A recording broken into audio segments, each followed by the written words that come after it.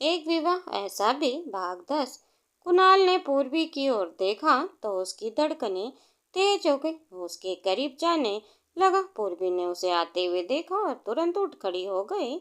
उसने बेड पर रखा डायमंड ज्वेलरी का बॉक्स उठाकर कुणाल को देते हुए कहा, ये पसंद किया है मैंने दादी जी के लिए, एक बार तुम देख लो। कुणाल ने बॉक्स लेते हुए कहा, तुमने पसंद किया है तो ठीक ही होगा। पूर्वी ने अपना पर्स उठाया और कहा, ओके। उसने अपने पर्स से कुणाल का प्लैटिनम कार्ड निकाला और उसे देते हुए कहा, ये रहा तुम्हारा कार्ड। कुणाल ने पूर्वी की आंखों में आंखें डालकर कहा, तुम इसे रख सकती हो। पूर्वी ने मना करते हुए कहा, नहीं, मुझे तुम्हारे पैसे की जरूरत नहीं है। कुणाल हैरानी से उसकी तरफ देखने लगा। पूर्वी तुरंत वहां से बाहर निकल गई। उसे जाते देखकर कुणाल ने मन ही मन सोचा, इस लड़की ने शायद सच में मुझसे दूर जाने का फैसला ले लिया। अब ये मुझसे कोई बहस भी नहीं करना चाहती। ये तो बोलती थी कि ये मुझसे प्यार करती है। क्या अगर कोई इंसान किसी से प्यार करता है, क्या उसे इतनी जल्दी छोड़ देता है? कुणाल के दिमाग में तरह तरह के सवाल उठ रहे थे, लेकिन उसने पूर्वी से कुछ नहीं पूछा। वह उसके साथ ही कमरे से बाहर निकल आया। पूर्वी ने कुणाल की तरफ देखा और सीधे घर से बाहर निकल गई। अपनी कार के पास आई। उसका ड्राइवर पहले से ही कार में बैठा था। उसने दोनों को आते हुए देखा और तुरंत कार का दरवाजा खोल दिया। पूर्वी ने अपने बैग में अपनी हाथ की बनी ज्वेलरी रखी और घर से बाहर निकल ही रही थी कि अचानक उसे चक्कर आया और सब कुछ अंधेरा छा गया। लड़खड़ा कर गिरने ही वाली थी कि कुणाल ने उसे पकड़ लिया। कुणाल उसकी तरफ देखकर बोला, व्हाट हैपेंड? क्या हो रहा है? ठीक से चलो। पूर्वी ने अपना सिर पकड़ा और कुछ बोल नहीं पाई। कुणाल उसे कार में बिठाते हुए बोला, बैठो। तुम्हें चक्कर आया क्या? पूर्वी ने धीरे से सिर हिला दिया। कुणाल कार की दूसरी तरफ बैठ रहा था कि ड्राइवर ने पूर्वी को पानी की बोतल देते हुए कहा, मैडम, अगर आपको चक्कर आ रहा है तो पानी पी लीजिए। पूर्वी ने पानी की बोतल ली और एक घूंट पीकर कहा, थैंक यू भैया। उसे बोतल लेते समय कुणाल का हाथ उसके हाथ छू गया और उसने कहा, अरे तुम्हें तो बुखार है। कुणाल को तुरंत याद आया कि घर में भी जब उसने पूर्वी की गर्दन छुई थी तो उसका बदन गर्म था। शायद इसी वजह से उसे चक्कर आया होगा। उसने पूर्वी का हाथ पकड़ा। उसका हाथ बहुत गर्म था। कुणाल ने अपने हाथ पूर्वी के गाल पर रखे। उसका पूरा बदन जल रहा था। कुणाल ने ड्राइवर को ऑर्डर देते हुए कहा, आगे किसी डॉक्टर की दुकान हो तो रोक देना, वहां से मेडिसिन ले लेंगे। कुणाल की बात सुनते ही पूर्वी ने अपने मन में कहा, डॉक्टर नहीं, अगर डॉक्टर के पास गए तो उन्हें मेरे प्रेगनेंसी के बारे में पता चल जाएगा और मैं नहीं चाहती कि कुणाल को इसके बारे में पता चले। मैं उनके साथ डॉक्टर के पास नहीं जा सकती। पूर्वी ने मना करते हुए कहा, नहीं नहीं, मैं ठीक हूँ, मेरे पास फीवर की टैबलेट है, मैं खा लूंगी। इतना बोलकर उसने एक टैबलेट निकाली और खा ली। फिर उसने ड्राइवर से कहा, कहीं डॉक्टर की दुकान पर रुकने की जरूरत नहीं, सीधे दादी माँ के घर चलिए। इतना बोलकर वह कार में ठीक से बैठ गई और आंखें बंद कर ली। कुणाल भी ज्यादा कुछ नहीं बोला। वो चाहता था कि पूर्वी को डॉक्टर के पास ले जाए, लेकिन जानता था कि अगर उसने कुछ ज्यादा बोला तो पूर्वी उसके सवालों से घेर लेगी। आज से पहले उसने कभी उसकी इतनी फिक्र नहीं की थी। वह नहीं चाहता कि पूर्वी उसके लिए कुछ गलत सोचे, इसलिए उसने कुछ नहीं कहा। थोड़ी देर बाद कार चलने लगी और पूर्वी दवाइयों के असर की वजह से गहरी नींद में सो गई। सोते सोते वह कुणाल की ओर झुकी और उसने कुणाल के कंधे पर अपना सिर रख दिया। कुणाल पूर्वी के करीब खिसक गया ताकि वो आराम से सो सके। जैसे ही उसने ऐसा करने की कोशिश की, कार में हल्का सा झटका लगा। पूर्वी की साड़ी का पल्लू उसके कंधे से सरक गया।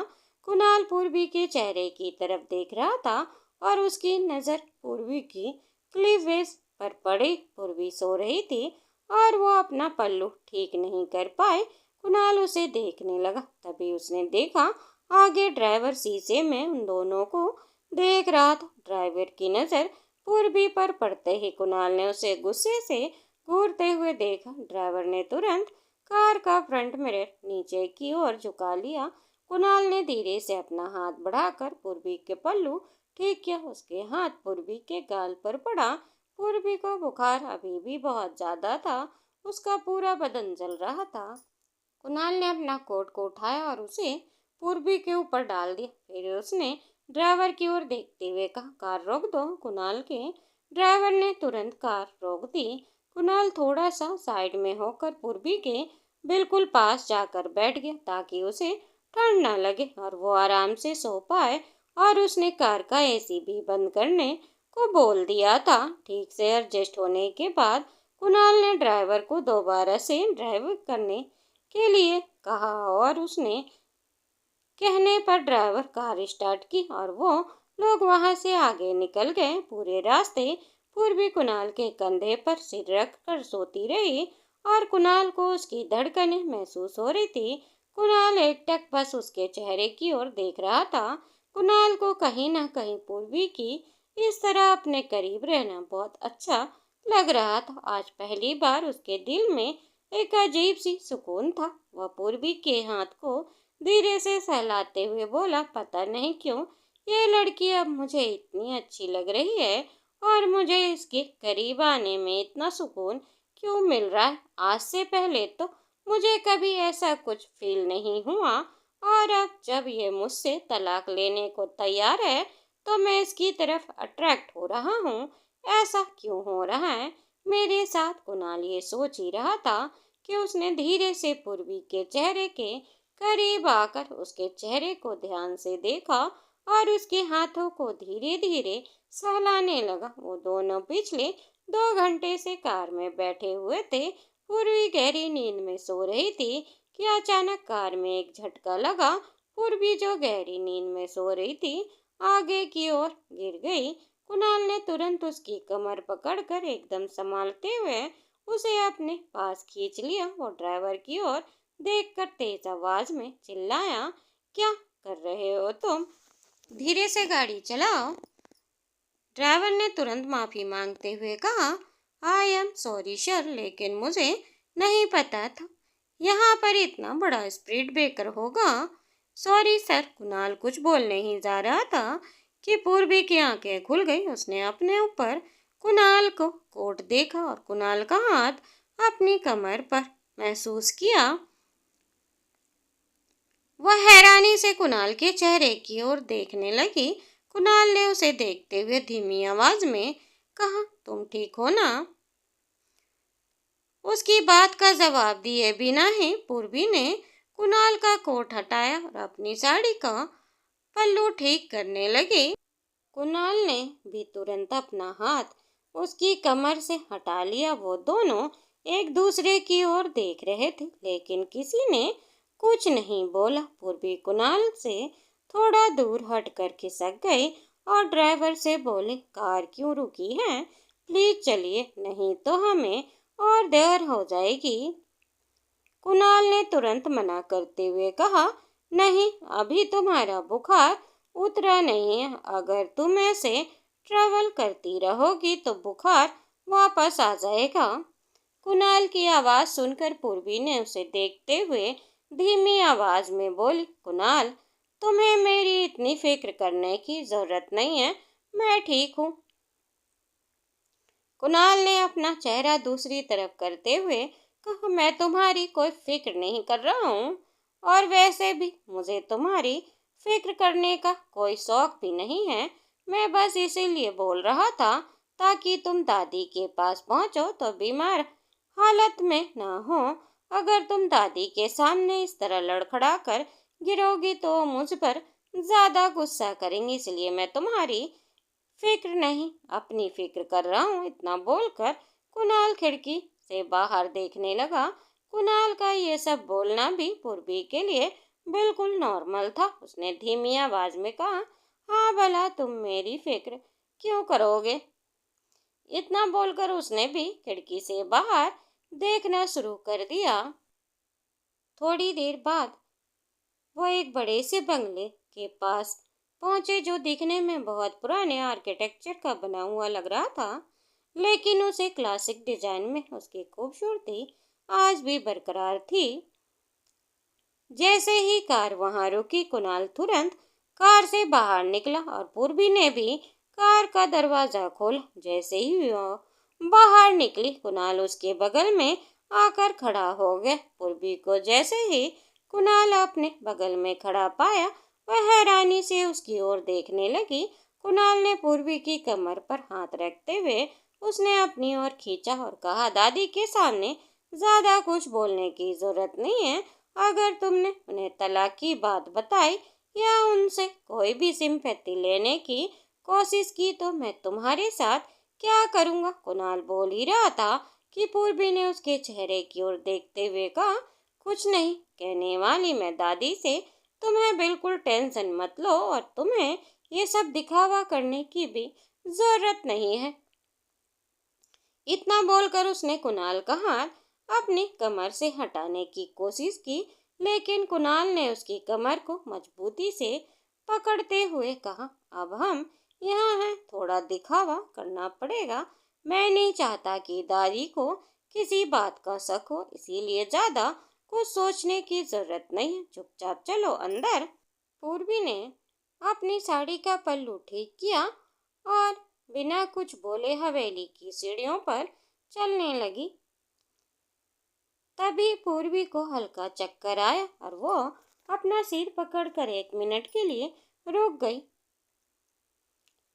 कुणाल ने उसकी ओर देखते हुए उसके हाथ को कसकर पकड़ते हुए कहा, अगर तुम्हारी तबीयत ठीक नहीं थी तो तुम मना कर सकती थी यहाँ आने के लिए। अब दादी के सामने अगर इस तरह से गिरोगी। तो पूर्वी ने कुणाल की बात सुनकर गहरी सांस लेते हुए कहा, जानबूझकर नहीं कर रही हूँ मैं कुछ, लेकिन तुम्हें कुछ भी बताना बेकार है। इतना बोलकर गुस्से से उसने कुणाल के हाथ को अपना हाथ छुड़ाया और अंदर जाने लगी। कुणाल आगे बढ़कर उसका हाथ पकड़ा और उसे अंदर ले गया। उसे देख के दादी वहीं हॉल बैठी फल खा रही थी। जैसे ही वो वहां पहुंची, पूर्वी आगे बढ़ी और दादी को आवाज देते हुए बोली, दादी माँ। पूर्वी की आवाज सुनकर दादी के चेहरे पर मुस्कान आ गई और पूर्वी की ओर देखकर मुस्कुराते हुए बोली, पूर्वी बेटा तुम आ गई। पूर्वी भागते हुए उनके पास गई और दादी के पैर छूने के लिए झुकी, लेकिन दादी ने उसे तुरंत पकड़ लिया और गले लगाते हुए कहा, तुम्हारी जगह मेरे कदमों में नहीं बेटी, मेरे दिल में है, इधर आओ। इतना बोलकर उन्हें ने पूर्वी को गले लगाया और उसकी पीठ सहलाते हुए बोली, कब से तुम्हारा इंतजार कर रही थी मैं।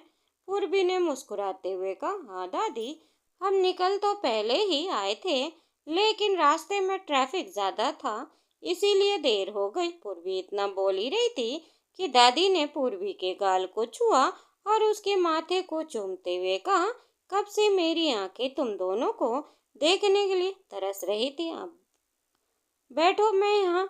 इतना बोलकर दादी ने पूर्वी को अपने बगल में बिठा लिया। कुणाल वहीं चुपचाप खड़ा था। उसने दादी की ओर देखते हुए कहा, अगर अपनी बहू से मिल लिया है तो अपने पोते से भी मिल लीजिए, मैं भी यहाँ पर खड़ा हूँ। इतना बोलकर कुणाल आगे बढ़ा और दादी को गले लगाते हुए कहा, जन्मदिन की बहुत बहुत बधाई दादी माँ।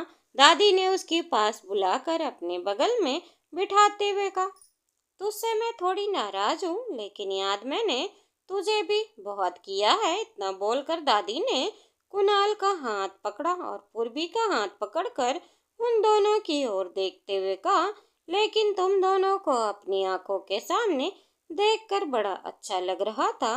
अब मेरे कलेजे को ठंडक पड़ गई है। पूर्वी ने दादी की बात सुनकर उनके हाथ को अपने दोनों हाथों से पकड़ते हुए कहा, और आपकी तबीयत कैसी है?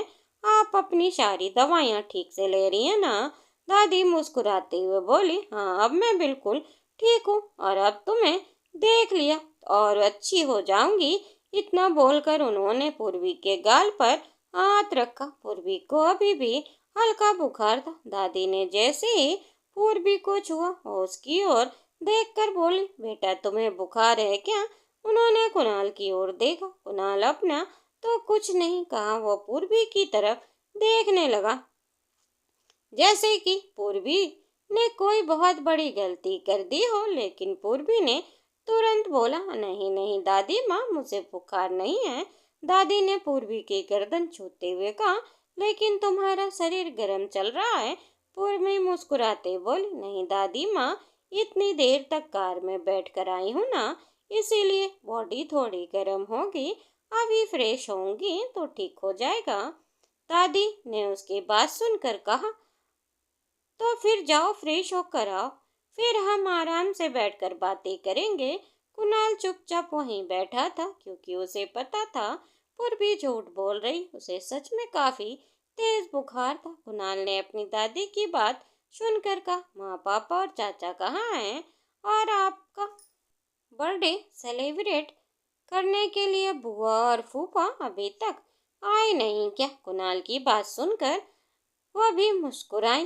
तुम्हारी मम्मी पापा अपने कमरे में हैं और तुम्हारे बुआ फूफा सुबह आएंगे। पार्टी कल शाम की है। कुणाल ने दादी की ओर देखते हुए कहा, लेकिन 12 बजने में तो थोड़ा ही समय बाकी है। मतलब आपका अभी अपना केक नहीं काटना है क्या? आज बर्थडे सेलिब्रेट नहीं करेंगी क्या? जैसे ही कुणाल ने ये कहा, कुणाल के मॉम डैड अपने कमरे से बाहर आते हुए बोले, क्यों नहीं करेंगे? बिल्कुल करेंगे, और वैसे भी हम बस तुम्हारा ही इंतजार कर रहे थे। कुणाल ने अपनी माँ की आवाज़ सुनते ही उठ खड़ा हो गया। उन्हें गले लगाते हुए बोला, मॉम दादा कैसे हैं आप लोग? कुणाल के मॉम डैड मुस्कुराते हुए बोले, हम बिल्कुल ठीक हैं बेटा, तुम कैसे हो? और तुम्हारी कंपनी का काम कैसा चल रहा है? कुणाल ने जवाब दिया, मैं बिल्कुल ठीक हूँ, सब कुछ अच्छा चल रहा है। कुणाल अपनी मम्मी का हाथ पकड़ते हुए था और मुस्कुराते हुए बोला, मम्मी अब आप ठीक है ना? आपकी तबीयत? कुणाल की मम्मी मुस्कुराते हुए बोली, बिल्कुल ठीक हूँ, और तुमसे मुझे कुछ बात करनी थी। एक बार मम्मी जी का केक कट जाए, उसके बाद में तुम मेरे साथ मेरे कमरे में चलना। कुणाल ने सिर हिला दिया।